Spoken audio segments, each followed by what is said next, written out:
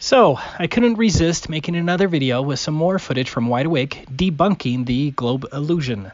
In the last video, I shared footage of Cutter Rock from a distance of 11.22 miles with a camera height of 5 feet. Applying both the target hidden height and the distance to the horizon test, that footage was absolutely impossible on a globe. For this footage, Wide Awake's Nikon P1000 camera was at the same coordinates shown here. However, the camera was lowered to just 30 inches or 2.5 feet off of the water. Here is his cell phone footage showing the low position of the camera and the fact that he's filming Cutter Rock, but we'll get to that in a minute. We're also going to be analyzing two other closer racks. All of these racks are 16 feet high. I pulled all of the coordinates from the same government brochure shown in the last video, and the coordinates are all identified here. Of the three, the closest rack was the Bayport Channel entrance light. It was the last of the three racks he filmed the other night, but we're going to examine it first. The Bayport Channel entrance light was only 3.48 miles away from the camera, but as you'll see, it still belies the globe. The second is the Bayport North rack. The Bayport North rack was 7.52 miles away from the camera. Of course, the furthest visible rack was Cutter Rock. It was at a distance of 11.22 miles. Let's begin with the footage of the Bayport Channel entrance light. The footage looks different because Wide Awake adjusted the brightness, saturation, and contrast on the camera to make it more visible in the low light. The Bayport Channel entrance light was 3.48 miles away from the camera. According to the globe math, at least 1.6 feet should have been hidden behind the alleged Earth's curvature. That's not huge, but notice where the horizon is. The rack was 3.48 miles away, but the globe horizon was supposed to be under 1.9 miles. The horizon is obviously much further than the rack, proving that none of the rack is being hidden behind a curvature. The curvature is missing. The globe model fails already, but it gets much worse. Next, this is footage of the Bayport North rack. At a distance of 7.52 miles and a camera height of 2.5 feet, 21 feet should be hidden behind the purported curvature. That means the entire 16-foot rack should be hidden behind a curvature bulge with 5 feet to spare. Can you guess how much is being hidden behind a curvature bulge? Absolutely nothing is being obstructed because the horizon extends many miles beyond the rack. This is a big globe killer, but let's get to the Cutter Rock coup de grace. But let's listen to Wide Awake here as he pans to Cutter Rock.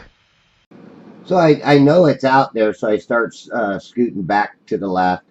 And Cutter's Rock is out there between the North Rack and the Bayport Rack. From my perspective position, standing out in front of Pine Island. I'm down below the seawall. I'm down below the observation deck.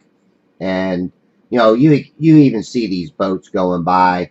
That there's no way that you can say that refraction is capable of pulling up 10 miles of the horizon. It's just absolutely impossible.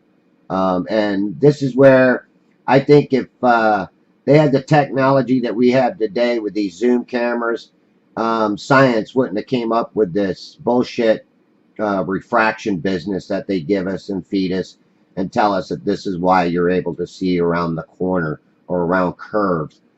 It's not possible, especially in real life. Sure, you can do tricks, parlor tricks, and show people a curve, but in reality, you cannot.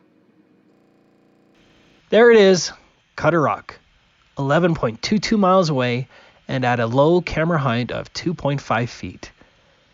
According to the globe math, 57 feet should be hidden behind the Earth's alleged curvature. That would be enough curvature to hide this quite revealing 57-foot statue of Bahubali. But I hope you can see the big problem here, as the horizon is beyond Cutter Rock, and so none of Cutter Rock is hidden behind a curvature. Remember, the globe states that the horizon must be closer than 1.9 miles, and it's further than 11.22 miles. Now, compare all three of the racks. I arranged the frames of the racks to line up at the actual horizon so that you can see how the bases and sizes of the racks rise up perspectively. Do you think that some magical refraction removed all signs of the curvature hump in front of and between the racks? Then refraction sent the horizon 10 miles further than it's supposed to be, and still managed to leave the bird racks intact and unaffected by the disappearing and reappearing bulges of water? In case you're interested, Wide Awake also filmed the Billy Still South rack at a distance of 8.3 miles. 27 feet should have been hidden by the globe, if there was one, and the horizon is beyond Billy Still. Wide Awake also filmed the Hernando Beach turn light at a distance of 6 miles. 11 feet of that one should have been hidden. Of course, none of it is hidden. That should do it for today. Also, I'll be posting a Globebusters Pro interview on the Globebusters channel within a couple of days, and you won't want to miss that. It's a good one, in my opinion. Sorry, our Globe faithful, but your curvature and space fantasies do not exist. I know it's hard, and sci-fi movies just suck now, but welcome to the flat Earth. Uh-oh, spaghetti-o!